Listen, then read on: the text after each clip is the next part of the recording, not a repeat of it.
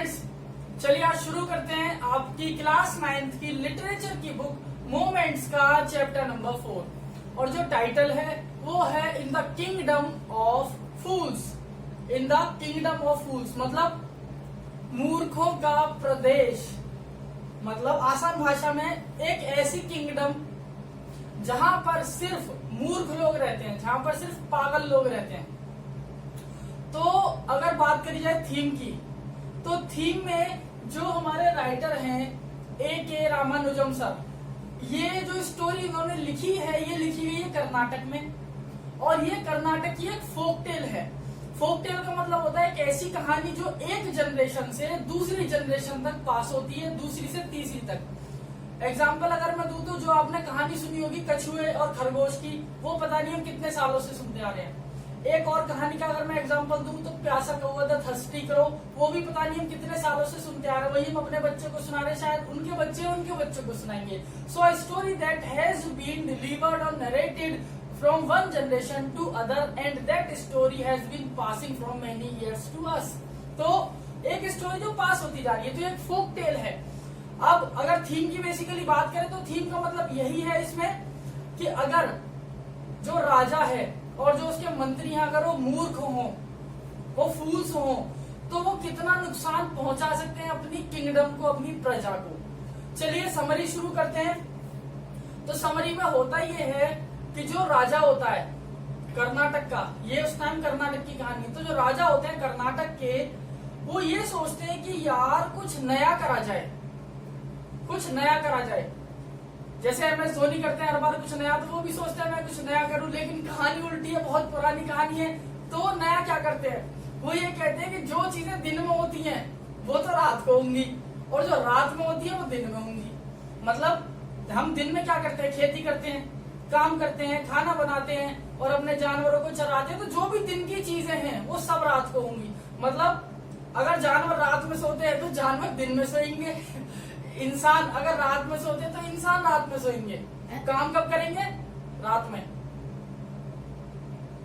आसान भाषा में अगर इंसान रात में सोता है तो इंसान अब कब सोएगा, दिन में। इंसान दिन में काम करता है, अपने जानवरों को दिन में चराता है, खेतों में दिन में काम करता है, तो इंसान अब कब काम करेगा, रात में। बच्चे कब पढ़ाई करते हैं, कब स्कूल जाते हैं, दिन में, तो बच्चे कब जाएंगे स्कूल, रात में। तो सारी चीजें उल्टी कर दी किंग ने और उसके मिनिस्टर्स ने। और किंग को ऐसा लगा कि he has done something amazing and it was like an achievement for him. उसे ऐसा लगा कि उसने बहुत बहुत नई चीज करी है और ये बहुत अच्छी है। लोग उसको फॉलो भी करने लगे। And even there was not even a single mouse stirring. एक मूसटा, जिसको आप चूहा कहते हो, मूषक, एक चूहा तक नहीं दिखाई देता था पूरी किंगडम में। अगर जानवर जो कैटल्स हैं उनको दिन में सुलाने की आदत डालनी है तो वो दिन में सोने लगे और रात में जगने लगे। अब हुआ क्या, एक दिन उस किंगडम में एक गुरु और उनके चेले, गुरु एंड हिज डिसिपल, वो दोनों आए किंगडम में। अब जब वो दोनों किंगडम में आए तो उन्हें बड़ा अजीब लगा, क्योंकि उन्हें चूहा तक नहीं दिखाई, चिड़िया तक नहीं दिखी उन्हें। उन्होंने ये पाया कि दिन में तो लोग सारे जो है सोते हैं, जानवर तक सोते हैं, रात में ये लोग काम पे निकल जाते हैं। अब जो चेला था उसने आसपास पता करा खाने वाने के अपने इंतजाम के लिए। सो उसे पता चला कि सारी चीजें जो है वो बहुत सस्ती हैं। मतलब 1 रुपए में आप बहुत सारी चीजें खरीद सकते हो। एक डूडू, इसमें एक वर्ड आता है डूडू, तो डूडू जो थी उस टाइम करेंसी थी। तो उसे पता चला एक डूडू में आप दही, चावल, घी, सारा माल ले सकते हो। तो उसने गुरुजी से बोला, गुरुजी मैं तो कह रहा हूँ यहीं रुक जाते हैं, लोग हमारी इज्जत भी कर रहे हैं, हमें सम्मान भी दे रहे हैं और यहाँ सब कुछ सस्ता भी है, तो कोई दिक्कत नहीं होगी। तो गुरुजी क्या कहते हैं कि बेटा it is the kingdom of fools. मुझे पता लग गया है कि ये मूर्खों की प्रजा है, ये मूर्खों का राज है यहाँ पर, और यहाँ नुकसान होगा हमारा। अभी सब कुछ अच्छा लग रहा है, जैसे वो कहावत है ना, दूर के ढोल सुहावने लगते हैं। तो जो दूर से चीज दिखती है वो जरूरी नहीं है वैसी ही हो। तो ये गुरुजी जो थे वो बहुत अच्छे थे, बहुत ज्ञानी थे, नॉलेजेबल थे। तो उन्होंने क्या बोला कि it is better to leave that place right now, हमें ये जगह अभी छोड़नी चाहिए। पर चेला जो था उसे तो माल दिख रहा था कि घी मिलेगा, दूध मिलेगा, दही मिलेगा। तो चेला क्या कहता, नहीं गुरुजी रुक जाते हैं। तो गुरुजी कहते हैं, देख मेरे बेटे, तुझे रुकना है तो रुक जा। I would not force you to be with me, if you want to stay then you may. अगर तू रुकना चाहता है रुक जा, मैं फोर्स नहीं करूंगा कि मेरे साथ चल।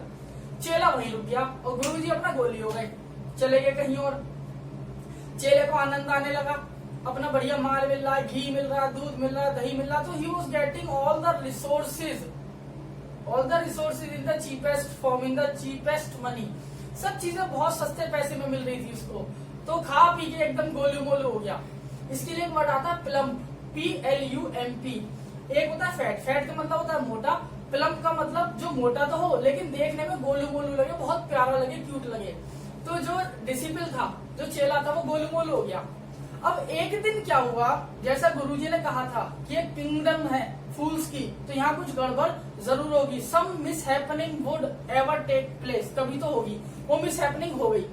वो क्या हुई कि एक मर्चेंट के घर एक व्यापारी था, बस आपको मर्चेंट याद रखना है। अब एक मर्चेंट के घर चोरी करने के पर्पज से एक थीफ आया।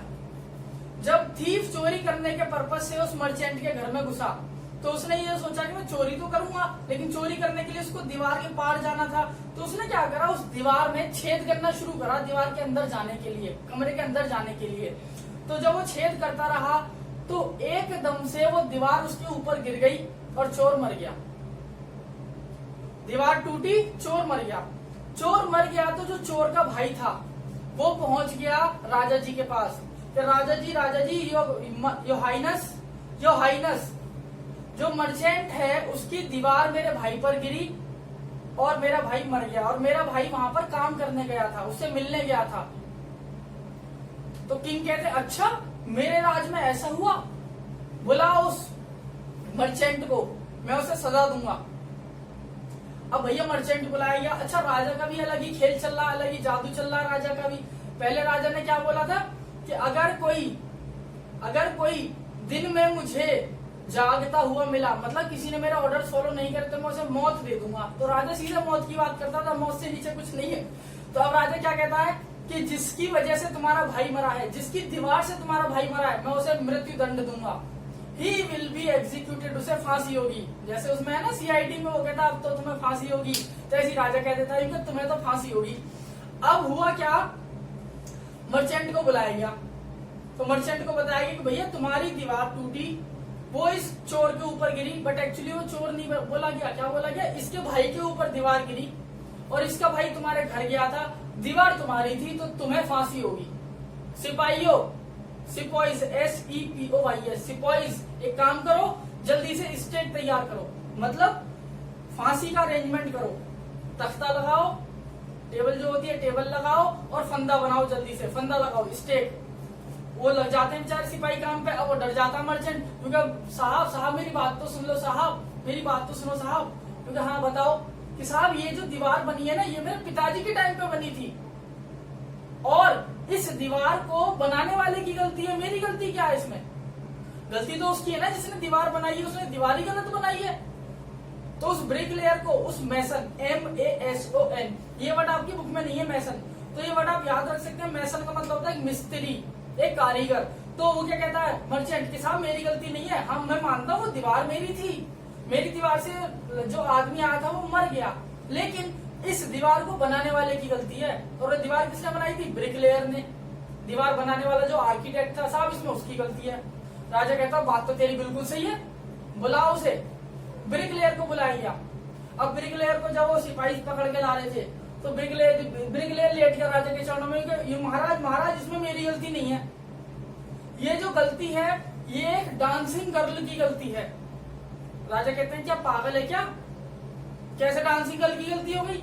तो वो क्या कहता है कि महाराज जब मैं वो दीवार बना रहा था तब मैं जवान था, आज मैं बूढ़ा हूं, लेकिन मुझे अभी तक याद है कि जब मैं वो दीवार बना रहा था तो मेरे सामने एक डांसर थी, एक लड़की थी जो डांस कर रही थी, और सर वो इतना अच्छा डांस कर रही थी, यो हाइनस वो इतना अच्छा डांस कर रही थी कि मेरा ध्यान उस लड़की की तरफ ही चला गया और मेरी से दीवार थोड़ी टेढ़ी हो गई। वो कहते यार बात तो तेरी सही है बिल्कुल, भाई तुझे उस लड़की ने डिस्ट्रैक्ट करा तो इसमें तो उस लड़की को फांसी होनी चाहिए, चलो भाई लड़की को बुलाओ। अब वो लड़की आज की डेट में बूढ़ी हो चुकी थी, वो आई बेचारी जैसे तैसे। तो राजा ने कहा हाँ भाई एक बात बताओ, जिस दिन तुम डांस कर रही थी ये आदमी दीवार बना रहा था और तुमने इसे डिस्ट्रैक्ट कर दिया। डिस्ट्रैक्ट मतलब इसका माइंड एक जगह से दूसरी जगह तुमने ऑफ कर दिया, डाइवर्ट कर दिया। तो फांसी होगी तुम्हें, क्योंकि तुम्हारी वजह से इस लड़के की, ये जो मैसन है, इसका माइंड डिस्ट्रैक्ट हुआ और उसने दीवार गलत बना दी और उस दीवार के नीचे आके एक आदमी मर गया, तो तुम्हें फांसी होगी। वो कहती है माई बाप फांसी तो दे दो, पर मेरी गलती नहीं है। कहते तेरी गलती क्यों नहीं है? कहती है कि माई बाप, माई हाइनेस, जिसने मेरे ऑर्नामेंट्स बनाए थे, मैं डांस कर रही थी तो मैंने बहुत सारे ऑर्नामेंट्स पहने थे, तो जिसने ये ऑर्नामेंट्स बनाए थे उसकी वजह से मैं ढंग से डांस नहीं कर पा रही थी, मुझे दिक्कत हो रही थी, और उसी दिक्कत की वजह से डिस्ट्रैक्ट हुआ। मतलब जो उसने मुझे ऑर्नामेंट बना के दिए, पायल, चूड़ियां, नथनी और जो भी नेकलेस वगैरह बना के दिए, ये आदमी उससे डिस्ट्रैक्ट हुआ, ना कि मेरे डांस से। और अगर डांस से भी डिस्ट्रैक्ट हुआ तो ये सारी जो डांसिंग की मेरी फॉर्म थी, ये उस ऑर्नामेंट की वजह से थी जो मैंने पहने थे, और मुझे बहुत दिक्कत हो रही थी उन ऑर्नामेंट से। तो जिसने ये ऑर्नामेंट बनाए ये उसकी गलती है। महाराज कहते हैं बात तो तेरी भी सही है, बताओ किसने बनाया ऑर्नामेंट? तो नाम बता देती कि साहब ऐसे ऐसे इसने बनाया ऑर्नामेंट, गोल्ड स्मिथ ने। ठीक है, बुलाओ गोल्ड स्मिथ को। सुना रहा था, सुना रहा था गोल्ड स्मिथ को बुला लेते हैं। गोल्ड स्मिथ क्या कहता है? माई बाप मेरी गलती नहीं है, बिल्कुल भी 1% मेरी गलती नहीं है। मैं तो इनके लिए बहुत अच्छे अच्छे आभूषण बना रहा था, बहुत अच्छे अच्छे ऑर्नामेंट्स बना रहा था, बिल्कुल नाप तोल के, प्रेसिजन के साथ, बिल्कुल एक्यूरेसी के साथ। लेकिन एक मर्चेंट आ गया साहब मेरे पास। मर्चेंट क्या कहने लगा कि मेरे घर में एक पार्टी है, एक फंक्शन है, तो तुझे पहले मेरा काम करना पड़ेगा। तो साहब मैं जब उस मर्चेंट का काम करने लगा, और मर्चेंट उस टाइम का बहुत बहुत ब्रेव आदमी था, बहादुर आदमी था, धाकड़ आदमी था, मैं डर गया उससे, और उसके पास पैसा भी बहुत था, और उसके घर में फंक्शन भी था। तो साहब मैंने जो टाइम मुझे इस लेडी का ऑर्नामेंट बनाने में लगाना था, वो टाइम मैंने मर्चेंट का ऑर्नामेंट बनाने में लगा दिया। तो जो थोड़ा बहुत टाइम बचा उसमें मैंने जल्दी जल्दी इसके ऑर्नामेंट बना दिए जो खराब बन गए, जिसकी वजह से ये कारीगर जो डिस्ट्रैक्ट हुआ और इस कारीगर से दीवार खराब बनी। तो इसमें मेरी गलती नहीं है, इसमें गलती किसकी? उस मर्चेंट की, जिसने मुझे धमकाया।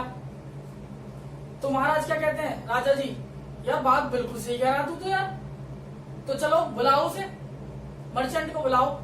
अब जब उस मर्चेंट का नाम गोल्ड स्मिथ ने बताया तो पता चला कि वो मर्चेंट जिसने ऑर्नामेंट के लिए कहा था, वो वही मर्चेंट था जो कि हमारा मेन मर्चेंट है। उस मर्चेंट के पिताजी थे। ये कौन थे? इस मर्चेंट के पिताजी। जो मर्चेंट पहले आया था ना कि जी ये दीवार मैंने नहीं बनाई, ये मेरे घर में है, लेकिन ये बनाई किसने थी? ब्रिकलेयर ने। अब ब्रिकलेयर से बात कहां तक पहुंची? मर्चेंट तक, एक और मर्चेंट तक। तो ये जो लास्ट वाला मर्चेंट है जो मर चुका है, ये कौन है? ये इस वाले मर्चेंट के फादर है। तो क्या कहता है कि साहब ये तो मेरे पिताजी ने बनवाई थी, तो इसमें मेरी क्या गलती है? तो राजा क्या कहता है? हाँ तो तुम उनके बेटे हो, और अब तो फांसी का तख्ता भी तैयार है, तो कोई तो मरेगा, क्योंकि मैंने डिसीजन ले लिया, मेरा फाइनल डिसीजन है। तो कहता है लेकिन मैंने थोड़ी मारा है।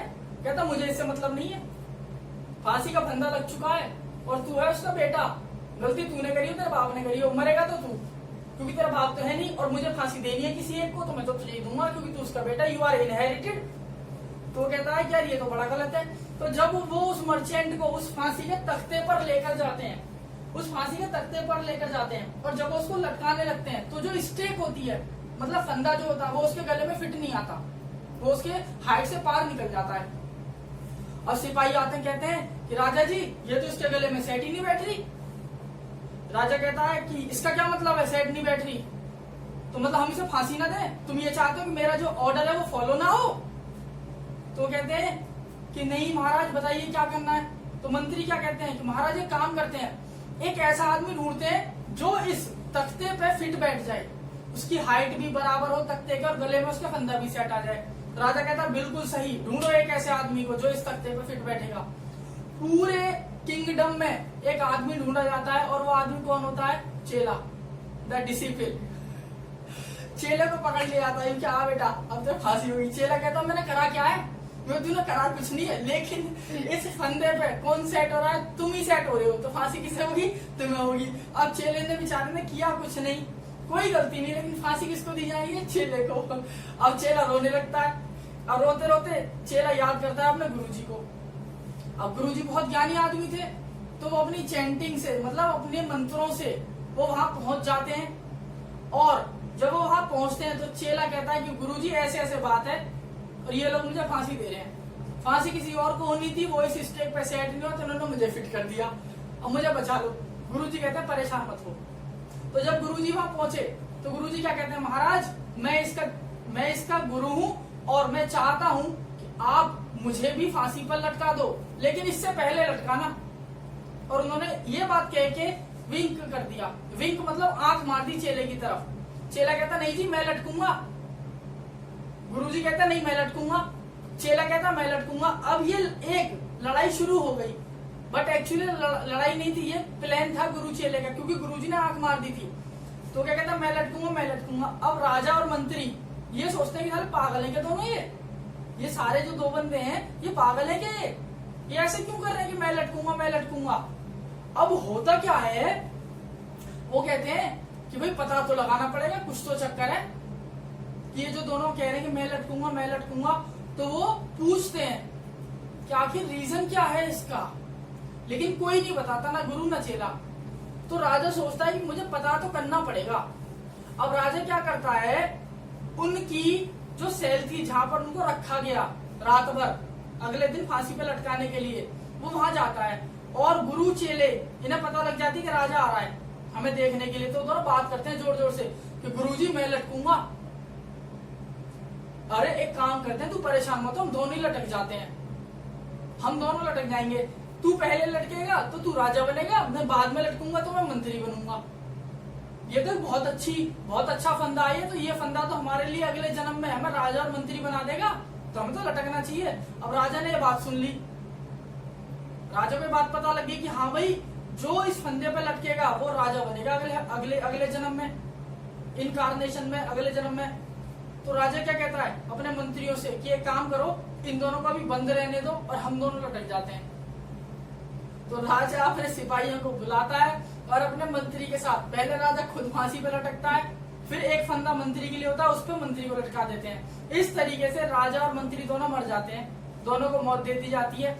अगले दिन गुरु को और चेले को छोड़ दिया जाता है। तो गुरु जी की विजडम की वजह से, गुरु जी के इंटेलिजेंस की वजह से, गुरु जी की विटनेस की वजह से, चालाकी की वजह से, होशियारी की वजह से, ज्ञान की वजह से वो लोग बच जाते हैं और जो प्रजा होती है वो गुरु और चेले को राजा और मंत्री बना देती है। और इस तरीके से चैप्टर हो जाता है आपका खत्म। मिलते हैं बहुत जल्द किसी नए चैप्टर के साथ। Till then you can have the screenshot. Thank you guys.